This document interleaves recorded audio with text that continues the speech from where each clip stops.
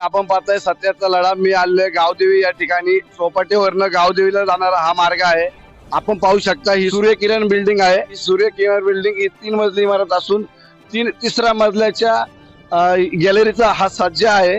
आपण पाहू शकता हा तिसऱ्या मजल्याचा संपूर्ण सज्जा या ठिकाणी कोसळलेला आहे. काल रात्री सज्जा वरनं पडला, त्या ठिकाणी त्या युवकाचा मृत्यू झालेला आहे. आपण पाहू शकता या ठिकाणचे दृश्य. या ठिकाणी सामाजिक कार्यकर्ते गाडेकरी साहेब या ठिकाणी आहेत. पाहू त्यांची प्रतिक्रिया. हे अतिशय धक्कादायक आणि संतापजनक स्थिती आहे. एक तरुण व्यक्ती वरतून या सूर्यप्रकाश बिल्डिंगच्या खाली स्लॅब म्हणजे कोसळलं आणि त्याचा दुर्दैवी मृत्यू झाला. आणि इकडचे स्थानिक लोकांमध्ये पण ह्यांचा म्हणजे संताप आहेच. आणि मला असं विचारायचं आहे की ही चूक कोणाची आहे? ही चूक काय ह्या प्रशासनाची आहे का? कारण की म्हाडा व बृहन्मुंबई ह्याचे कर्मचारी काय करत होते? जर ही बिल्डिंग अतिशय धोकादायक होती तर ह्याला C1 ची नोटीस का देण्यात आली नाहीये? आणि जे बिल्डिंग कोड, जे आपल्या भारतात जे बिल्डिंग कोड असतात त्याची जी सुरक्षा असते त्याच्यावरती मला असं वाटतं की प्रशासन कधीही लक्ष देत नाहीये.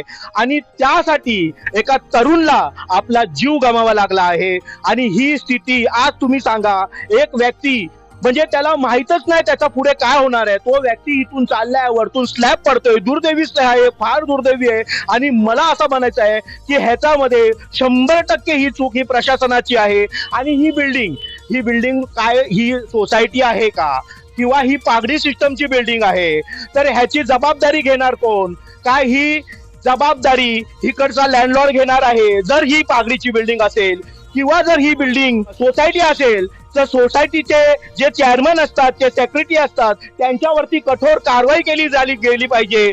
आणि हा जे व्यक्ती ज्याचा दुर्दैवी मृत्यू झालाय त्याच्यासाठी हे प्रशासनाने आर्थिक मदतची व्यवस्था केली पाहिजे आणि त्यांच्या कुटुंबाला काहीतरी सहकार्य केलं पाहिजे. आणि पोलिसांनी तत्पर कारवाई केली पाहिजे. कारण की एका व्यक्तीला या घटनेमध्ये आपला जीव गमावा लागला आहे. हा व्यक्ती आपल्या परिवाराचा एकमेव एक छोटासा भाऊ आहे. आता ह्याच्या छोट्या भावाची जबाबदारी घेणार कोण? ह्याचे परिवारचे जे सदस्य आहेत, ह्यांचे वडील आहेत, ह्यांची माता आहेत, त्यांची जबाबदारी कोण घेणार? एक व्यक्ती जेव्हा आपले पैसे कमवतो आणि त्याच्यावरती पूर्ण आपला घर निर्भर असतो, तो व्यक्ती गेला म्हणजे आपला पूर्ण हातभार तुटलाय. ह्या प्रशासनाने ही गोष्ट लक्षात ठेवत त्याला योग्य तशी आर्थिक मदत केली पाहिजे. सध्या जी ही घटना घडलेली आहे, या घटनेला कारणीभूत जबाबदार म्हणून तुम्ही कोणाला पाहताय? मी प्रशासनाला पाहतोय. आणि जर ही सोसायटी असेल तर सोसायटीचे चेअरमॅन आणि सेक्रेटरी त्यांच्यावरती कठोर कारवाई केली पाहिजे. कारण की हे त्यांचा निष्काळजीपणा आहे, त्यांचा हकलजीपणा आहे की हे जे दुर्दैवी घटना घडली, काय त्यांना माहित नव्हतं? काय या बिल्डिंगचा ऑडिट झालं नव्हतं? काय या बिल्डिंगची पाहणी झाली नव्हती? काय ही बिल्डिंग C1च्या नोटीसमधून काय वगळण्यात आली? कारण की प्रशासन, माझं असं बोलणं आहे की प्रशासन काही व्यक्तीला C1 ची नोटीस देते, पण जेव्हा त्यांच्या संपर्कात काही लँडलॉर्ड येतात आणि ते सांगतात काही, मला असं वाटतं की हे पूर्ण प्रशासनाचाच भ्रष्टाचार आहे. आणि हे भ्रष्टाचार मुळे झालेला हा मृत्यू आहे. रत्नागिरी जिल्ह्यामध्ये गुहागर तालुक्यात आमचं एक छोटंसं काताही म्हणून गाव आहे. आम्ही या मुंबईमध्ये आमचं पोट भरण्यासाठी आलो होतो. तर आमचाच भाऊ संतोष रामचंद्र बारसकर या रस्त्यानं येत असताना जे तिसऱ्या माळ्याचा सजा जो खाली पडला, त्या पडल्याच्या नंतर त्याच्या डोक्याला मार लागून तो जागीच मृत्यू झालेला आहे. तर आम्हाला या बाबतीमध्ये आम्हाला न्याय पाहिजे आणि पोलिसांच्या याच्यातून आम्हाला सहकार्य मिळालं पाहिजे. गिरगाव चौपाटी आपले आहे, सूर्यप्रकाश बिल्डिंगचं नाव आहे. त्या बिल्डिंगच्या खालून फुटपाथनं जात असताना ते रात्री 11:30च्या सुमारास बिल्डिंगचा सजा पडला आणि त्यांच्या डोक्याला मार लागून ते जागीच मृत्यू झाले आहे. तुमची मागणी काय? आमची मागणी आम्हाला एवढंच आहे, आम्हाला न्याय भेटला पाहिजे, कारवाई झाली पाहिजे आणि आम्हाला त्यांच्या माध्यमातून काही ना काही मदत झाली पाहिजे. घटना घडली त्या घटनेबद्दल संबंधित पोलीस स्टेशनला याची कल्पना दिली हो, दिलेली आहे. कोणत्या पोलीस स्टेशनला? Gavdevi police station. या ठिकाणी दुसरे ग्रामस्थ या ठिकाणी उपस्थित आहे. आपण ग्रामस्थांची प्रतिक्रिया घेऊया. तुम्हाला कधी समजले झालेले? आज मला तर सकाळीच आलं, कारण रात्रीच सगळ्यांना 8:30च्या दरम्यान वगैरे ही घटना घडली. त्याच्यानंतर सगळ्यांना कळेपर्यंत, कारण असं एकदम काही संपर्कासारखा विषय नव्हता. त्याच्यामुळे सकाळपर्यंत सगळ्यांच्याकडे हे माहिती मिळाली आणि सकाळीच मला कळलं. आणि आता आम्ही सगळे पोहोचलोय. आता आम्हाला पाहायचं नेमकं पोलिसांनी या संदर्भात नेमकी काय कारवाई केली. ही बिल्डिंगची परिस्थिती काय आहे याच्या संदर्भात बीएमसीने त्यांना तशा प्रकारची हे नादुरुस्त असल्याबाबतचं काही नोटीस दिलंय का, किंवा संबंधित लोकांची काय हळगर्जीपणा आहे का, हे पाहण्यासाठी आलोय.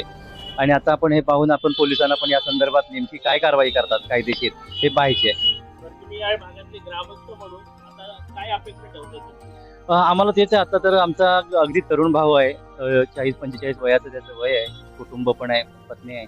आणि अशा वेळी आता तर घटना तर घडले, मात्र त्या संदर्भातली जी काय त्याला आर्थिक तरतूद किंवा काय त्यांच्या मुलांचं काय संगोपन करण्यासाठी त्याच्या संदर्भात कायदेशीर बाबी नेमक्या काय आहेत, किंवा त्यासाठी काय दावा करू शकतो का, या संदर्भातला आपल्याला या ठिकाणी पाहायचं आहे. जो मृत्युमुखी पडलेला आहे त्यांची या ठिकाणी बहीण पण आहे. आपण त्यांच्याशी संवाद साधूया. कधी झाली ही घटना? रात्री 11:30ला. तुम्हाला किती वाजता समजलं? पहाटे 3 वाजता भाऊने फोन केला होता. तर मला असं कळलं की भाऊचा अपघात झालाय म्हणून.